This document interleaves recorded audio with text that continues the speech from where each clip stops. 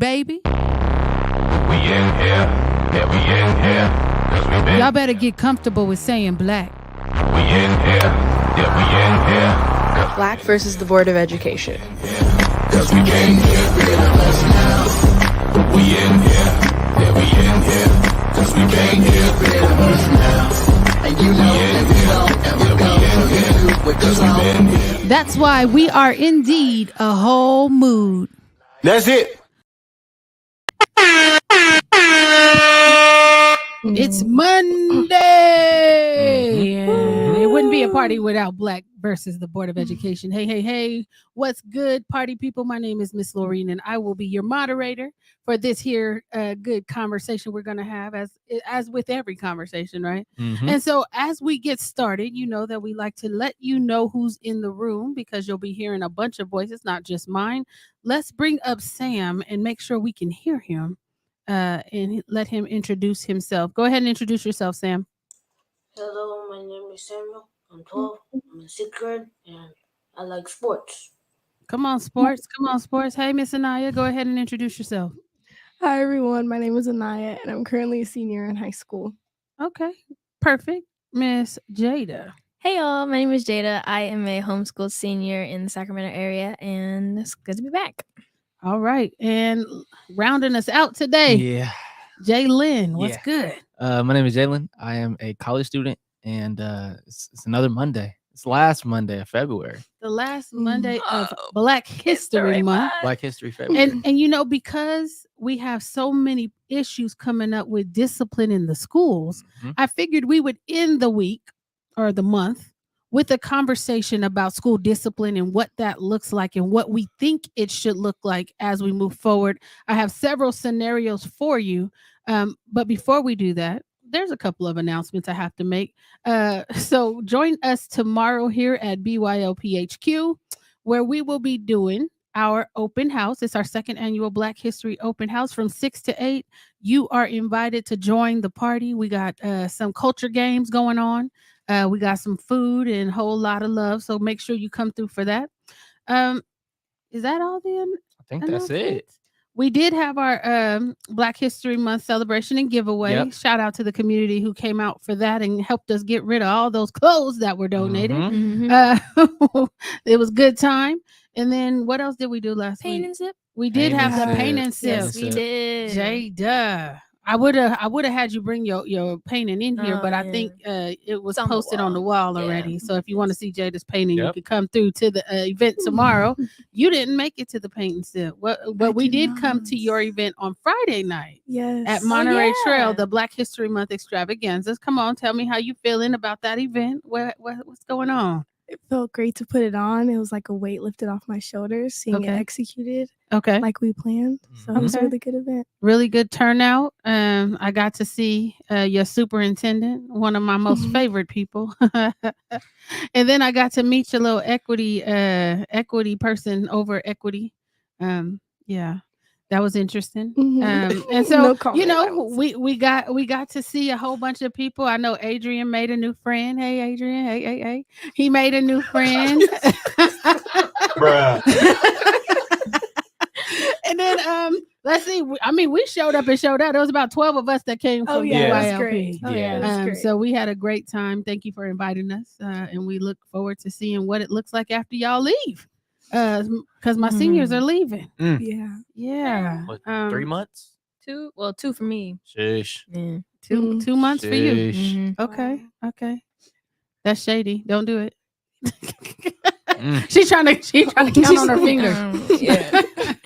All right, well, let's get the conversation started. So, you know, where we have our headquarters right now, we are in Elk Grove, which Elk Grove Unified School District is #1 in the state for disproportionate discipline of Black children. And so what we're seeing, and not just here, but throughout the nation, there is a way in which discipline is administered to Black children that is not done to their counterparts. And people will argue, they say, oh, well, you know, it's disproportionate Black and brown, but we have to understand that the numbers don't say that. And that's the problem we can read, right? So Latino students normally outnumber Black students at least 3 to 1, in some areas 6 to 1, 7 to 1, right?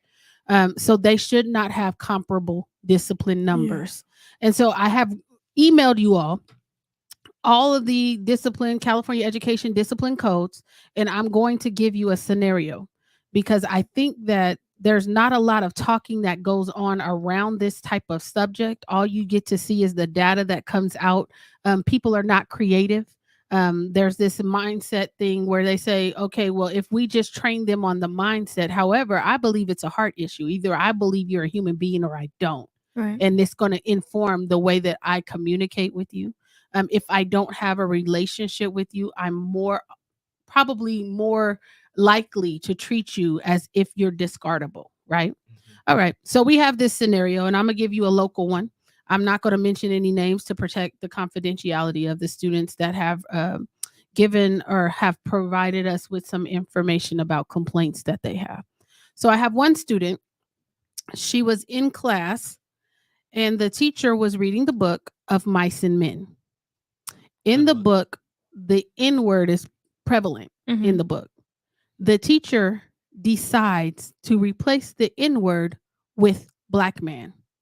So as he's reading the book, he's replacing the N word with black man. Sam, is that appropriate? Yes or no? And why? I don't know where you find it's appropriate to call a black man basically synonymous with the N-word. Basically, what you're saying, it's what you're representing. You may mean well, but you're not realizing what you're saying. You're not realizing what you're doing. Black man, N-word, you're making it synonymous with each other. It means black man equals N-word. That's basically what you're doing. So I don't think it's appropriate. He needs to think about his actions before he does. So what should happen next? Is this a fireable offense? Is this a teaching or a learning moment? Like, what needs to happen? I definitely think it's a learning moment, and I think that the students should talk about it and also have some adults in their life to back them up, because I can just imagine a little black boy sitting in the class and hearing him read that book and saying black man to replace the N-word, and him probably thinking about himself or his father, or kind of attaching that label to himself, and is like, is this what the teacher really thinks about me? And I think that if a student is uncomfortable about that, I think that student should definitely speak up about it and talk about it to the teacher, because I do think it's a teachable moment. And depending on the teacher's response, I think that should determine the next steps. Anaya? I agree. Teachable moment. And that goes back to, implicit bias. Because why, even though the teacher may not have meant harm, like Sam said, why do you feel the need to even say that? If everyone is reading the book, if everyone sees the word, they're seeing what you're going to say, just skip over the word. Everyone knows it's in the book. You don't have to say it. You don't have to use a word to replace it. Just don't say it at all. Or say N-word. Yeah. Oh, yeah, that too. Jalen? Yeah, I agree with what all of you guys have said, because it's like,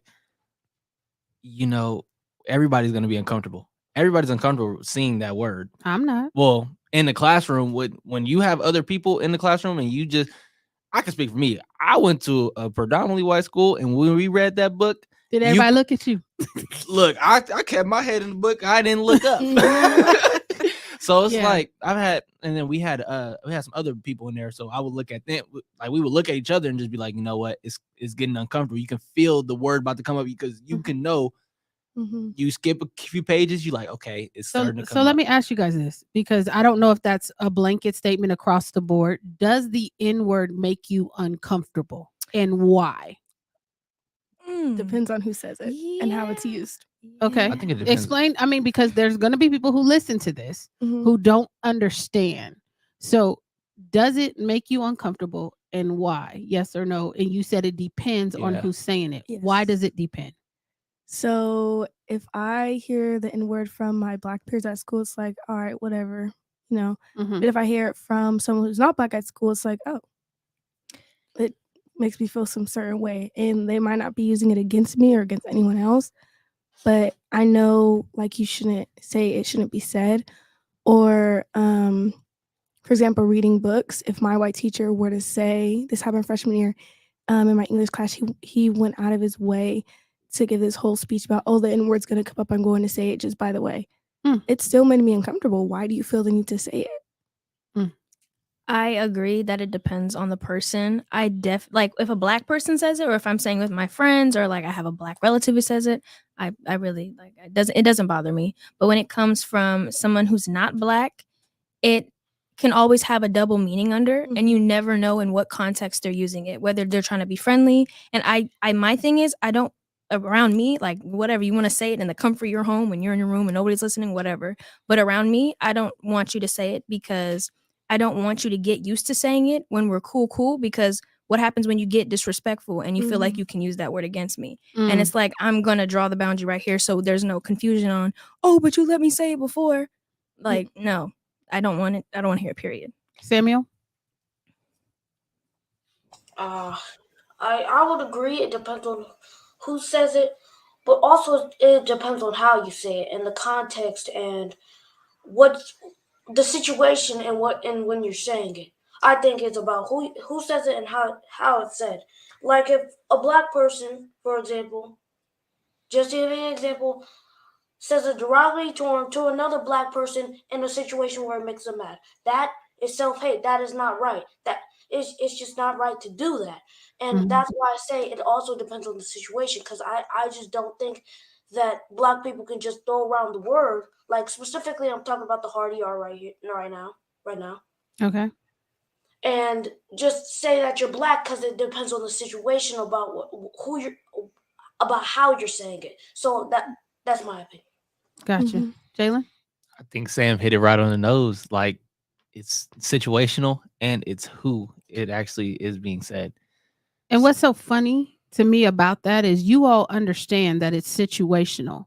You have administrators in multiple districts who seem very confused about why black students would be upset when that word is used towards them from somebody who's not black versus them not being upset when it's a black person saying it. Yeah. And so I just find it very interesting that you all seem to be very clear on the situation, that and everybody else is confused as hell. Like, Yeah. I don't understand. So second scenario. I have a student who was in class, right? The teacher asks the class, what did white men eliminate? The white student responded, black people.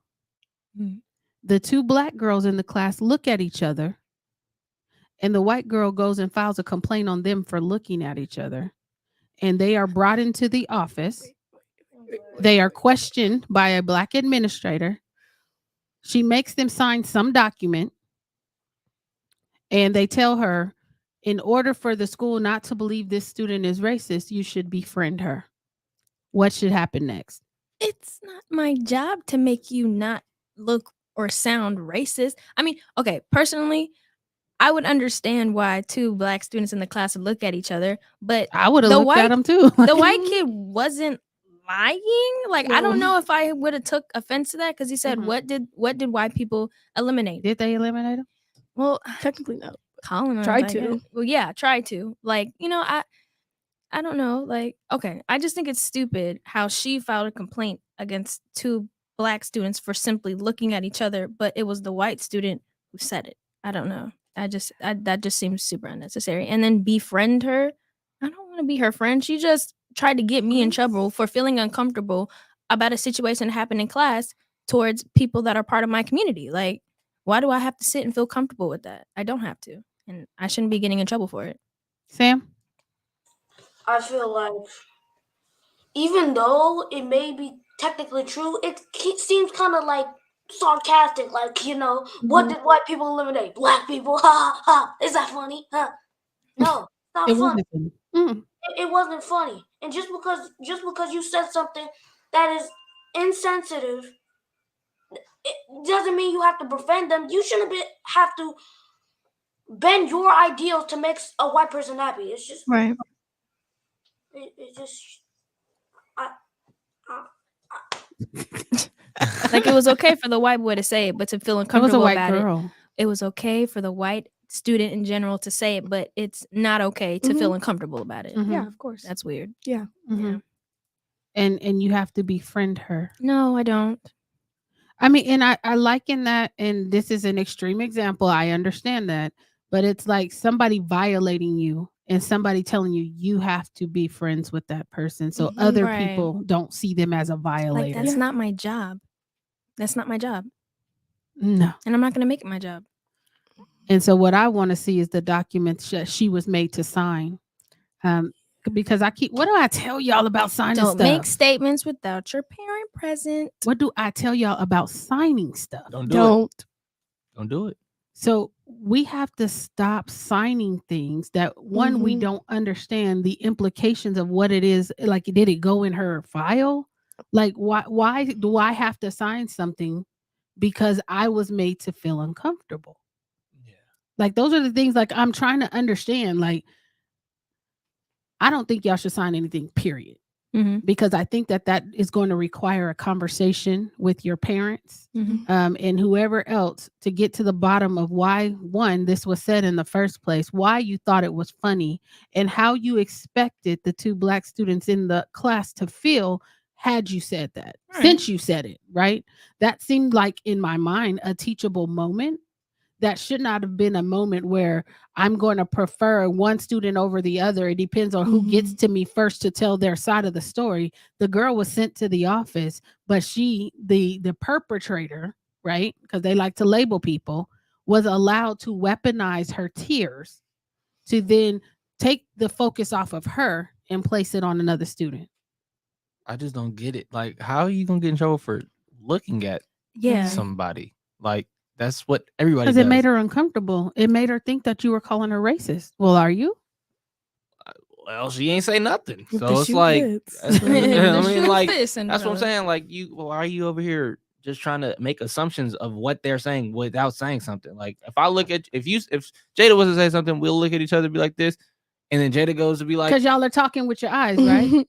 That's what happens, That right? is. We talk with our eyes. I don't Yeah. have to say anything 100%. verbally. yeah. But it seemed like she was more so like self-conscious because I think even she knew what she said was a little off. And so say the girls were looking at each other, they might have like I'm pretty sure it was about the same situation. But what if they were like talking about a TikTok or something different? They just look at each other. And I feel like it has to do more with like self-consciousness. Like, you know what you said was weird, which is why she didn't get the response she wanted from the general. was about to clap. Like, what you want us to do? Yes. You're right. Yes. Good answer. Good answer. Good Like, answer. girl, go. Like, Good answer. no. Good answer. Oh, y'all sound like Family Feud. Good answer. Good answer. Good answer. All right, so next one. So I have this student. She was on break at her school. I guess y'all have breaks during passing periods. I don't know. It's been a while. It's been a while since I've been in high school. Give about 4 minutes. 10. And she was listening to her AirPods or whatever type of device. She was approached from behind by 6 girls. Oh. And they say, "I heard you were talking about me." And she's looking like, "No, not me. Wasn't me. I wasn't talking." And it was like they were trying to bait her to fight them, right? Yeah. She ended up having a panic attack, and she goes to the office. Now the office talks to one of the other girls, not the 6, but she talked to one of the girls, and made them sign, them both, the girl who was approached and this one girl, made them both sign a no contact contract. Thoughts? Not fair. Why? Because like in that situation, it's the classic, oh, I can't, if you swing on me, then I can say that it was self-defense. That's what that was. It was like, oh, Yeah. swing on me. I dare you to swing on me. Mhm. But then why are you going to make the person who didn't do anything sign a no contract or agreement like they did something wrong? Mhm. No, me personally, you approached me with all 6 of your friends. I don't mind not ever having to be in contact with you again. Because, like, if I imagine 6 girls walking up to me, they could have jumped me. They could have, like, there were 6 of them. It wasn't 1-on-1. It was 1-on-6. That was unfair. And so I would understand why she probably had a panic attack. She was probably chilling, enjoying her day. And then 6 girls come up trying to bait her into fighting. And say she said no. Were they going to jump her? Like, I can imagine all the things that were happening in her head. So me personally, I'm fine with the no contact contract. If I never have to be in contact with you again, that's fine. Now, as for the other 6 girls, I felt like the other 6 girls should have been there because they were a part of the problem. Mm-hmm. So So you think the other 6 the other 5 girls yeah. should have signed it too. Yes. Now, do you know the implications of a no contact contract? Should you violate that, you are subject to suspension Yeah. Oh, so if okay. or some additional discipline. Yeah. So I'm more along the lines with you. I don't agree that she should have had to sign anything because she wasn't the one who approached anybody aggressively. Yeah. Mhm. Samuel, what do you think? I would say, I mean, I I didn't eat. see. I didn't get my food. Why the no contact calls? Because you think about it, you're gonna pass by people just in the hallway. Is that cause for getting suspended? You have to think like you're in a school environment. People are gonna pass people in hallways like over and over and over again. If they're in the same grade, especially. So you expecting them to have no contact and then also singling out one person in the whole group. Right. Hold on. What is this? Why are we singling out? Why are we isolating a certain person and making them kind of like the they're to blame. Why are we singling out one person if they weren't even involved? Yeah. Like So- it's just so unnecessary. Yeah. Mhm. So I'm curious, what does it mean to break a no contact contract? Like, is it just merely passing by each other? Is it like No, I think it's communicating? deeper. I think everyone is different. Mhm. They have different rules, but the thing with no contact agreements are they change a lot. Like if you have class with that person, you have to end up changing your schedule. Then you have to change your Mhm. lunch. Yeah. Then you have to No. make. Then they'll have. So let me read extra it to yard- you. Yeah. It says Oh, yeah. students listed below have been instructed and agree to temporarily end contact and communication with each other during instructional and non-instructional times. Mhm. The restriction includes look at, talk about, write notes, name calling, touch, write notes to, post on social media networks, or vulgarity and profanity. So you can't talk about what happened. You can't be by the Can't or you look can't at look them. at the person. You can't talk to the Yeah, person. look at them. Mhm. Where Yeah. my eyes go, my eyes go. Yeah. And so it's important that you guys understand that these contracts that you put in and then that they make students sign, should you violate that, and we know that these school districts are disproportionate in the way that they handle discipline, Mm, we can't just look at it on face value and Right. think that it is what it is. right. Right? It's always something more, and I hate to use this word, but I'm going to, insidious behind why they're doing what they're doing. Right? Yeah. And so I want you to be very, very cognizant of this as we talk about this next situation, which we're going to transition to. This is a story out of Florida, and apparently, this young man, he wasn't a man. I'm sorry, this boy, Mhm. 17 years old, was in his class, and I'll just read you what it says. It says the 17-year-old with special needs is seen rushing the woman to the hallway. He shoves her and she is thrown to the ground, which knocks her unconscious. The student is then seen kicking and punching the aide as others rush in to stop him. According to investigators, this happened after the woman had taken away the teen's video game. The student is now charged with aggravated battery, and then they go on to describe him. He is described as being 6 feet 7 inches tall, weighing 270 pounds. The victim was taken to the hospital. What should happen? So before you answer, I gave y'all a copy of the discipline, right? The discipline, California Ed Code discipline matrix, right? Or the laws, how discipline needs to be handled in this type of situation. What I would like to underscore is that this student has special needs. What that doesn't tell me is what type of special needs does the student have? Is the student autistic? Does the student have a trigger with like immediate changes? Like if something is taken from him, how does he normally respond? All that information is left out, and we're left with a synopsis of what it is that they presented. Now, I will admit the video is very, very graphic. Mhm. Without context, I might say certain things, right? But knowing that the student is special needs, does that matter, and should that be taken into consideration? I'd say yes. only because I know that for the aides, I'm assuming that they go through a different training to attend to those children with special needs. Now, I'm not justifying his behavior because I do agree what he did was wrong. I just want to know what led up to the event. Yeah. What care was not given to him? What supports did he not need? Or did he not get? Sorry. Yeah, Jalen. It's a tough one. Because I do believe that I do believe that she shouldn't have taken things from him, because I'm pretty sure that she probably knew to not take things from him. If that, because I would have probably assumed that wasn't his first blow up. Right. So it's like a thing where you're like, yeah. Come on, Jada.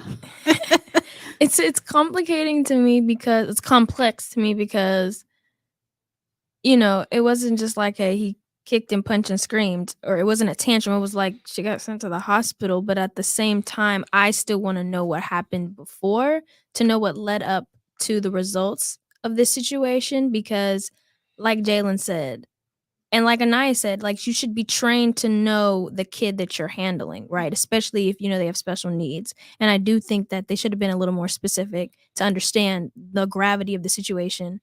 But I would think that if you're trained enough to understand the kid that you're taking care of, you should know its triggers and you should know what might cause a big reaction like this, to a point where it's like, I just need to know the whole story, because was she doing it to get a rise out of him because he wasn't listening to her? And so she was like, I'm gonna do this because I know that it triggers him and cause an effect.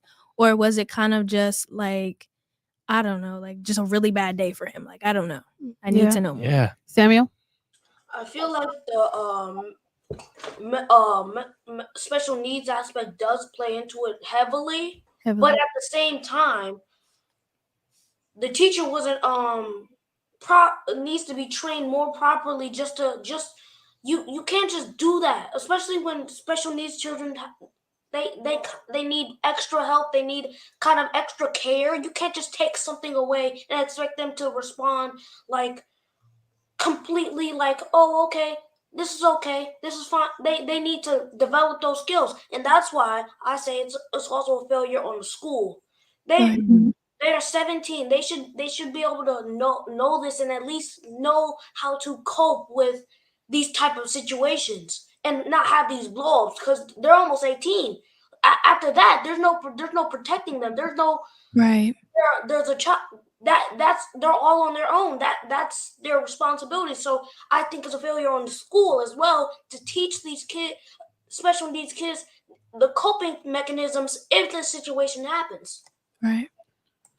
And I look at it a little bit different, because as an advocate, we have to deal with these type of situations. One, I want to know, does the child have an IEP? And if the child has an IEP, which is an individualized education plan, what were the accommodations that were given to the child, right? Because a lot of times in those documents, they'll tell you the student's strengths, and they'll also tell you areas of concern. Was him blowing up an area of concern? Was him being on this device an area of concern? And if it was, what steps were they taking to mitigate that? They knew he was 6'7" prior to this situation. They knew he was black and 6'7" and 270 pounds prior to this situation. What measures did they put into place to have an adult male who was about that size in there should this student have a blow up, right? That's what I was What wondering. type of safety precautions did they take? Now, I don't think that they're going to look at this and it be a slap on the wrist, because based on education code 48915, he injured a school employee. That is an expellable offense. Do I think he should have been arrested? Yeah, No. he was arrested and charged with aggravated battery. So now the student is thrust into two different systems, right? Yeah.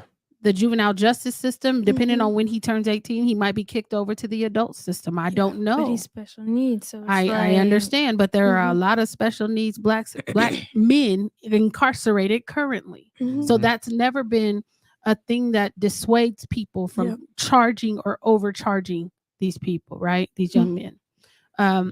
And so we have to be very, very clear on there were no safety precautions put into place to mitigate should he have an episode or what type of things these little women, most of the people in the education field are white women. Let's keep it a buck. Mhm. So what type of things did they do to try to make sure that they had some place or someone in the area to protect her? Now I saw the video. There was no men coming No. to Mm-mm. her And you seen rescue at No. all. and you Period. seen the lady walk past. She Yeah. looked at it Mhm. and she kept walking. Mhm. But She's like, then "I you can't see help." all these women trying to come and get this big old boy, Mhm. right? Because he was um off of this lady who's unconscious. Mhm. But where are the safety Mhm. precautions or safety? Like there was nothing there. Yeah. So this was, I believe, a failure on the schools Mhm. because they did not have the safety in. But we have to understand there's not going to be any kid gloves applied to this situation. Yeah. There's just not. It's an expellable offense. I believe that they will put him out of that school, regardless of his special needs. They will have to do a manifestation determination, especially if they were here in this state. Mhm. They would have to do a manifestation determination, which is a process they go through Mhm. to make sure or to see if their disability contributed to the way in which they reacted to a situation. And if all those steps are taken, they may have some grace. They may be able to do an abeyance contract of sorts, but I think that they're going to paint him as a brute and a brutal person along the lines of every stereotype of every black male that they do. And I think that he's going to be put out. So Mhm. I think that. Would you agree? Oh yeah, for sure. For sure. Yeah. Probably. Just Yeah. just off of the way that the headlines just didn't even go into depth of Yeah. what his needs were. Or can they, since he's not 18? Or I mean, they can tell you. I mean, Okay. they can't, depending on if they charge him as an adult. Uh-huh. Because they told you what he's being charged with. Yeah. Why wouldn't they tell you, or why wouldn't his family come out and say what the Yeah. nature of his disability was? Yeah. Right. And I think that we just have to be very, very clear on, just because we think something doesn't mean that people want to apply the law when Yeah. it benefits them. Yeah. You know what I mean? Because I've seen a lot of kids cut up, a lot of non-black kids cut up Oh, on yeah. campuses, and they never get held to the standard that black students get held to. Mhm. Right. Mhm. And so we got to just keep it a buck. That's just what it is. And then the second story, so that this one comes out of California, and basically they were giving out Black History cards at this elementary school.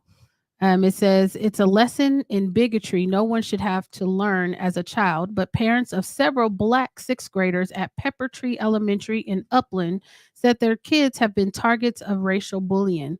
They told Fox 11 a group of 5 or 6 classmates handed out handwritten, hand-drawn cards calling them my favorite monkey, or in one case, a cotton picker, and promising the group would be nice to them for Black History Month. Um, Wow. Rome Douglas said his daughter, and I'm laughing because it's just ridiculous. Sorry. Rome Douglas said his daughter got a card reading, "You're my favorite slave," Wow. with a picture of a slave hanging from a tree. What? He said his daughter is only 12 years old, and her twin brother has also been taunted with monkey sounds. Douglas said the racial bullying has been going on for about 2 weeks and started when a group of sixth graders told her they'd give her a back rub for Black History Month. Oh, What should happen that's next? so weird. Mm. A back. Oh, that's so weird. Samuel, what should happen?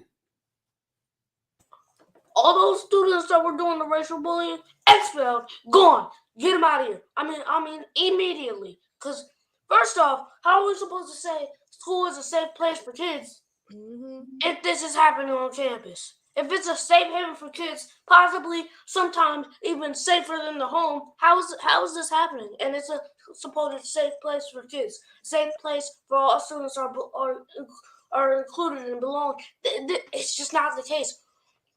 We need to attack the issue and not kind of hover around it, pick at it, and then just leave it alone.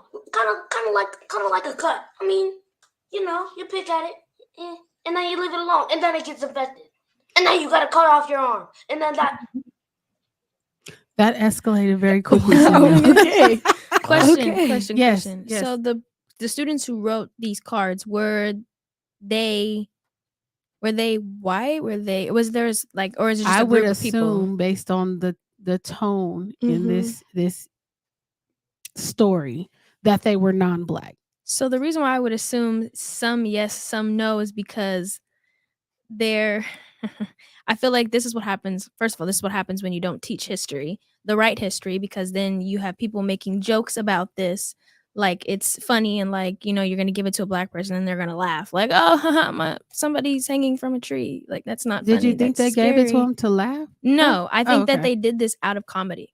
I'm going to be honest. Like, I feel like they did this out of comedy, that they thought it would be really funny, because you said they're what, 12? They're 12? So they're in sixth grade? Sixth grade. Because these are Samuel's classmates. Uh-oh. Because they're... He said, no. And not my kin.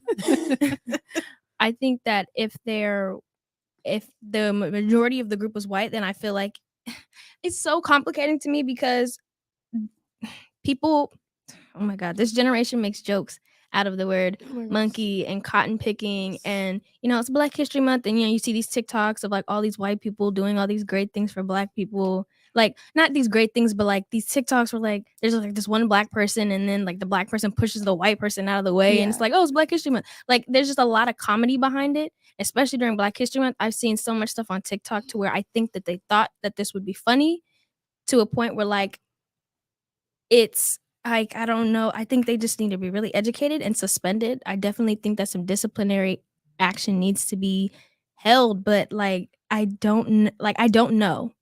From the bottom of their hearts, I do not know if this was out of hate, or if they thought that it would be funny because they saw a TikTok about it, or they don't know the full history behind it, to where like, oh, bro, like that wouldn't be cool. Like, that might actually offend them. I don't know. I wholeheartedly agree with what Jada said, because like this generation finds comedy out of trauma. They think that things that we would find very racist, some people would just be like, you know what? It's just a dark joke, dark humor. You can't take dark humor. Yeah. That's what a lot of people will say is you can't take dark humor, or I love dark humor. So they'll say a joke and then they'll laugh and they'll be like, you didn't think that was funny? So they try to make it funny for everybody when it's only funny to them. It's like it's a weird thing. It's weird. It's very weird. And so you guys are saying it's a teachable moment. Samuel says it's expellable. I think it's Samuel, teachable. I would like to know what ed code you would apply to that should you come to. And I put the link in the document if you want to look through. And there may be some more that we could look up. What are y'all looking at? What are you saying? 48900.3 and 4, hate, violence, and harassment, threats, or intimidation. Okay. All right. Those could be applicable if people would use them. Oh.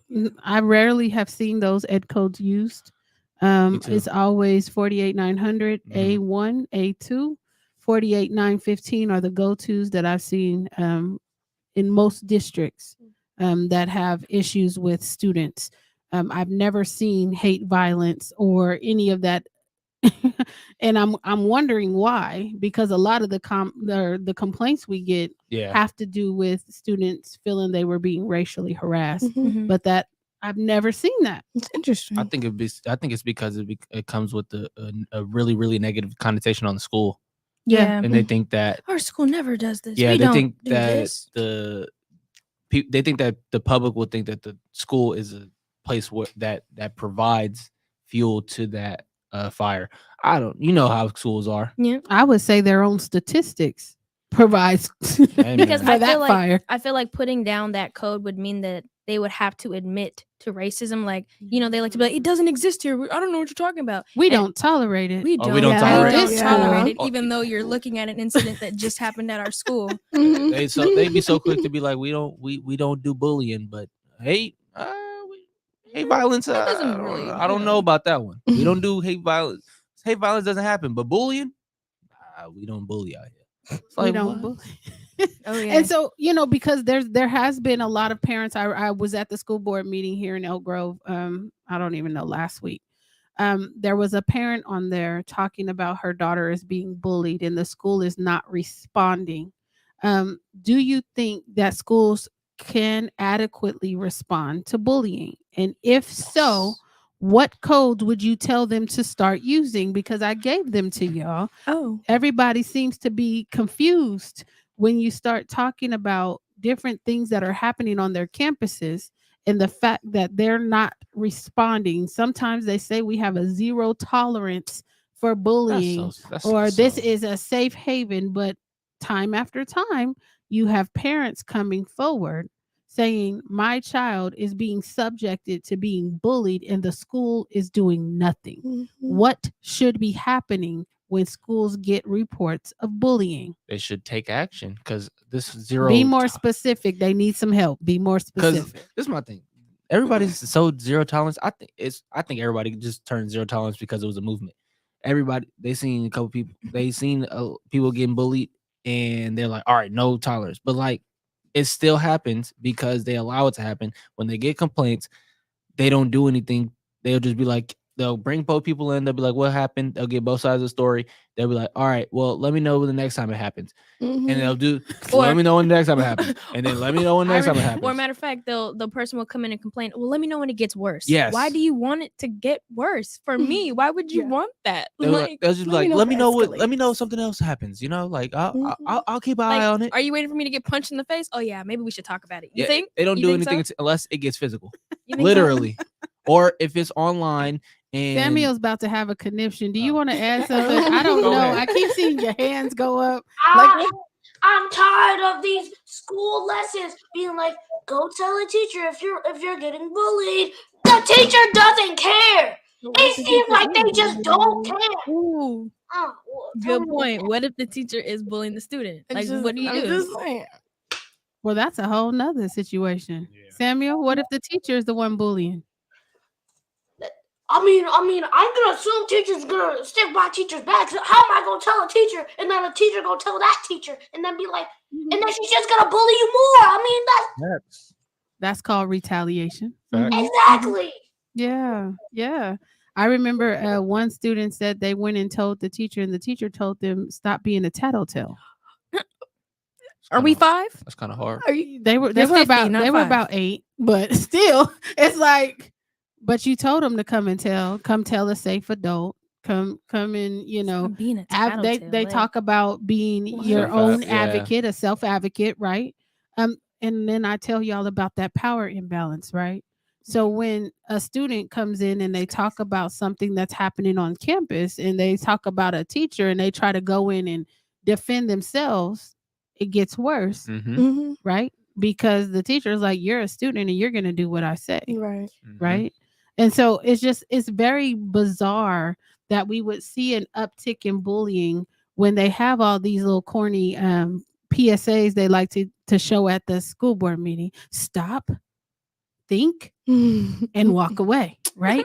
And if I walk away and they hit me in the back of the head with something, what are you talking about? I just think know? people, they just need to just learn just common sense, because it's not common. No. So I don't even know. What should we call it now? Sense? Uncommon sense. Yeah, Uncommon sense. y'all gotta learn some common sense, because like y'all say stop the bullying, but half of the teachers in the school be bullying. And then when we go to admin be out kikiing with these teachers, so they ain't gonna do nothing because they the homies. Not the kiki. It'd be admin bullying the kids too. They be having dinners, they be having group dinners. Yes. You ain't gonna tell your homie. You ain't right. gonna fire your homie. They gonna talk about the So kid. you're like, Yeah. And it was funny. So who was that? Big Jada and I went to a school some time ago when I was still at the Capitol. And so we're in there and we're talking about a student who had been bullied by the teacher or whoever it was. And so they took a break. And so Big Jada went to the bathroom, and I don't know where I went, but she came out of the bathroom, and this teacher was in there talking to another teacher, talking about the kid. Yep. While we were there. Mm-hmm. And it's like, Got him. I'm like, oh, so this is what y'all do. Yeah.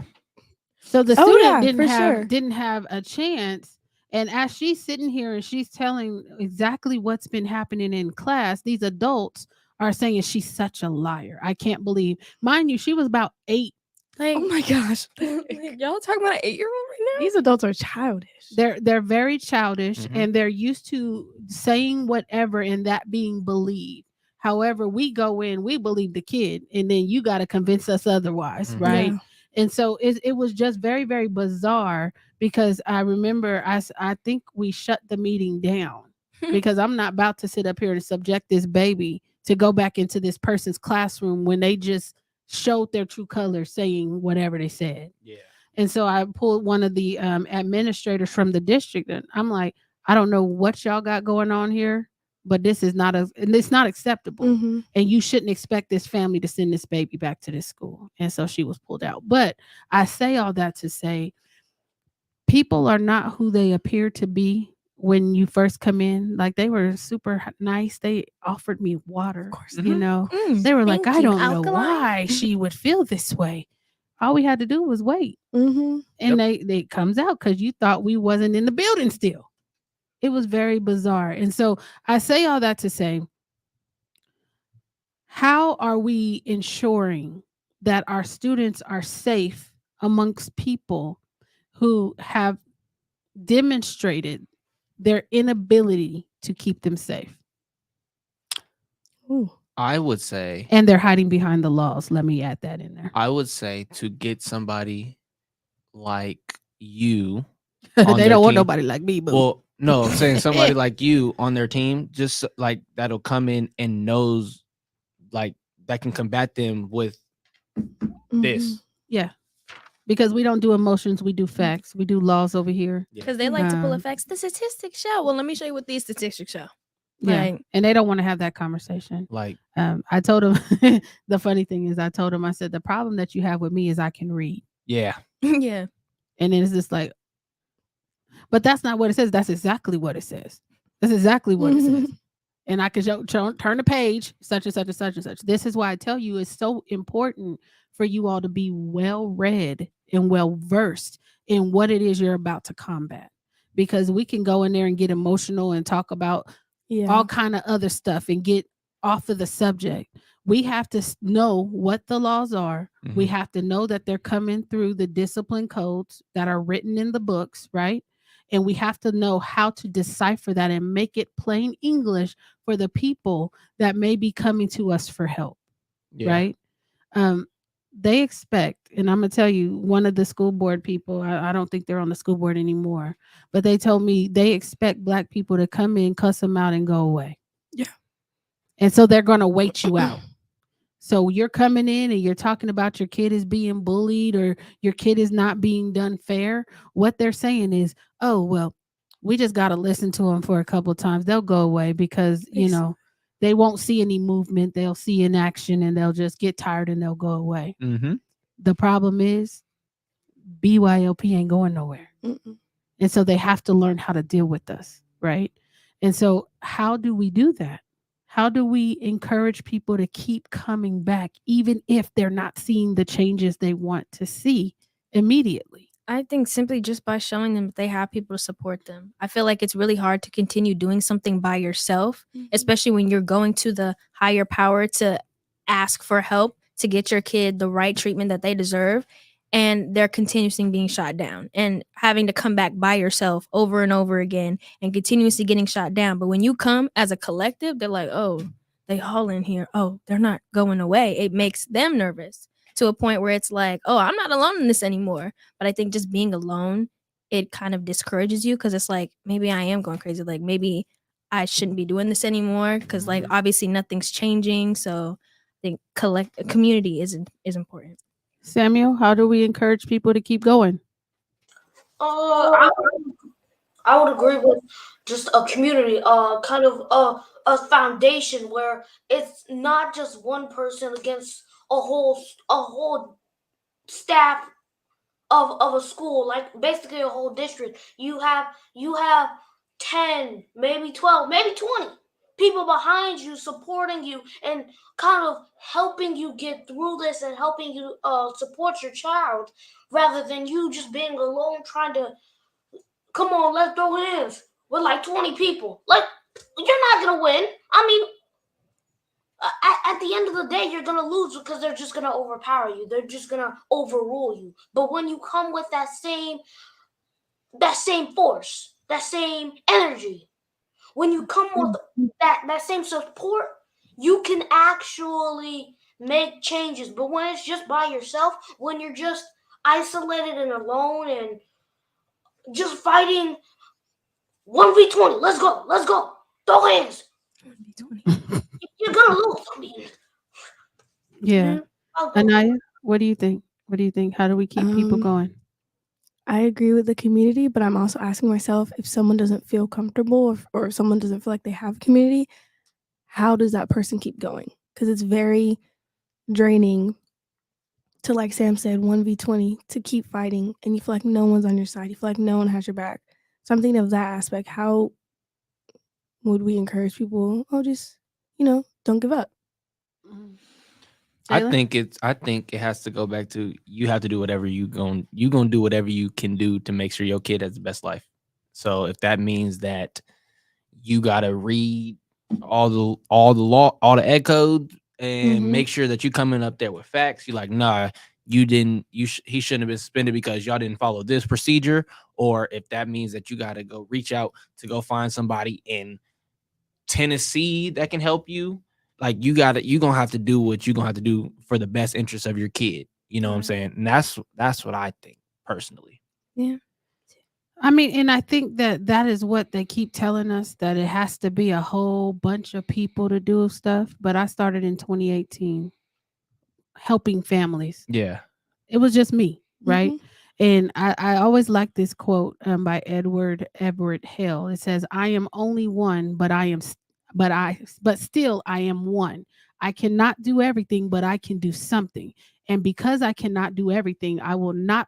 I refuse to do something that I can. I hold on. I will not refuse to do something that I can do." So it was incumbent upon me, if I stayed where I was at the state capitol chilling. I was chilling. I had my benefits. I was getting me a check every 2 weeks. I was living good, right? But I knew I could do more, and I knew I was more useful on the outside. Mm. So when people tell me, "Oh, it takes a group of people," no, it doesn't. It takes somebody who's not willing to give up, and then hopefully someone will see that energy and Yep. hook on to that, and then we can develop into that Voltron or Come on, whatever man. it is. Hey, that's my Because answer. I used to walk up into them meetings. That's why y'all see all a bunch of Eric Killmongers around. Yeah. You know, he was by himself, but he had all them tattoos that told you everything that he won. He called them kills, but I mean I could say that. Every time. But it's like, if you give up, say you start the momentum, right? And you give up, what does that say to everybody else who was looking to you to be that beacon of hope for them? There is no hope. That is It's too like, hard no to hope give for up. you, no hope for me. Like, what I gotta do?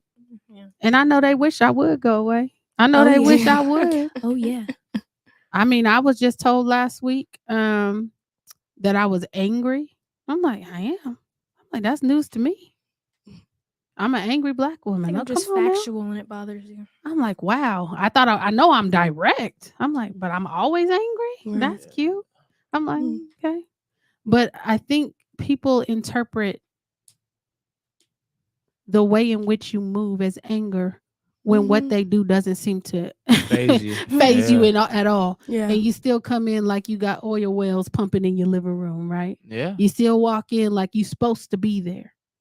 Because as I see it, then nobody who didn't take care of their own kids during slavery gonna tell me or be the authority over black children when they couldn't even do their own job. Yeah. I don't believe that, and I don't subscribe. So tell me something else. And that's what you can do when people don't know who they are and there's not a foundation from which and where they live from, right? Can't nobody tell me who I am. I know exactly who I am. And if I walk into a room by myself, just know I'm not by myself. I'm a child of the Most High God, right? Right? And so that's how you have to move, because people are not always going to understand why you're specific about things. I'm very specific about Black children. I am, because nobody else was. Right? Yeah. Yes. Nobody else wanted to speak for Black children. But the other part to that is I'm very well read. I made sure I knew the ed codes. I made sure I knew how to navigate a manifestation determination. My very first one, they said, you're going to have to do a manifestation determination. I'm like, well, what's that? And so I'm Googling. I said, well, let me ask you this. Can I ask some questions? They were like, yeah. I said, okay, I'm ready. I had no idea what that was, but I won. And all it takes is those moments when you see a family and they're relieved, because of what you've amassed, knowledge wise and how you handle people. All it takes is that one family to say, you know what, thank you so much. Right. And you keep going because you realize that you're having an effect. And that's what this is. This life is not about me. It's not about what I can do, how great and wonderful I am. No, it's about how many people did you serve? What were you put here to do? Are you doing what you're supposed to be doing, or are you living for you? And that's what we need to figure out.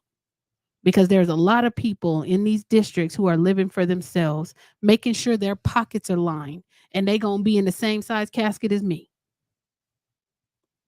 Everybody got to go out in a hearse. Let's be real. And they have a lot. You reap what you sow. So they're going to have to deal with a lot of things. And it may not be their children right now, but it may be their grandchildren who are going to go through the same things they allowed to happen on their watch when it came to Black children.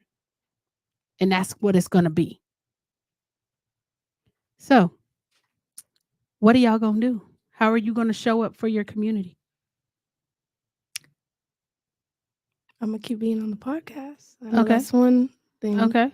How are you going to continue to show up, Jada? I want to learn how to be an advocate. Oh, come on. I like to hear that. Because what they don't want is a whole bunch of youth energy. They got me and my resting face. Jalen, how you showing up for community?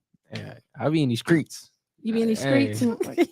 They don't know my body, but they know my body though. What? I don't understand. If you know, you know. I don't know. If you know, you know. Nah, we don't know. Nah, but I'm gonna continue to try to mentor those coming up to make sure that because I like to say this a lot. It only takes one good person in your life to change the trajectory of it. Oh yeah. So I want to be that person for some people. Oh, and that's Jada, you're nice. being a big sister, a big sister like / mentor right now. Yeah. And so you're gonna come over to the advocacy side, huh? I'm gonna do both. I can juggle. can. I mean, I can't You can. real life juggle, but I can juggle this. Yeah. Anaya, so you're gonna be on the podcast and what? What are you gonna Miss do to show up? BSU. What you gonna do for your school while you stood there? Good question. Something that I haven't done yet. I don't know. You tell me what you're Or gonna do. something I that don't know what can you're doing. continue doing that's having an Yeah. effect. I'm gonna continue to show up for my peers, for my Black peers. She said correction. Specificity right here. Samuel, how are you going to continue to show up for community? Uh-oh. I think he got stuck. And you know he Okay. had something good to say too. I know. He did. He's looking real. But this is the thing. Y'all. And we're going to end it pretty soon here. Oh, there you go. Come on, Sam. What you going to do? I'm gonna show up. Just show up. You gotta show up. School board meetings. Let's go, No. Sam. School board. Showing up Yeah. at school, We still got you supporting students. Just involving yourself in community and first off, knowing your education codes in your district, knowing the stats of discipline, knowing all of that. That's showing up. That is improving your community, and then also actually showing up, like actually going somewhere and doing something. That's what I want to do. Period. That's dope. That's Say that. dope. And it's not enough to just know the ed codes. Please get familiar with your school's handbook. Those are the rules that they are going to have you abide by. And if they miss a step, you got them, right? And so just make sure that, again, you're well read, well researched. You can't help nobody if you don't know what the hell you're talking about. And they know all of these things like the back of their hands. So it's incumbent upon you to learn it. Okay. And with that, we are done for the day. We are going to sign out right here. Check us out next Monday, 4:30 PST, right here on YouTube and Facebook. We are going to hit you with the wave, and Sam is already warming up. Let's go, Sam. Let's go. Come on, Jada. Naya. Hey. We'll see you next week. Ooh, baby.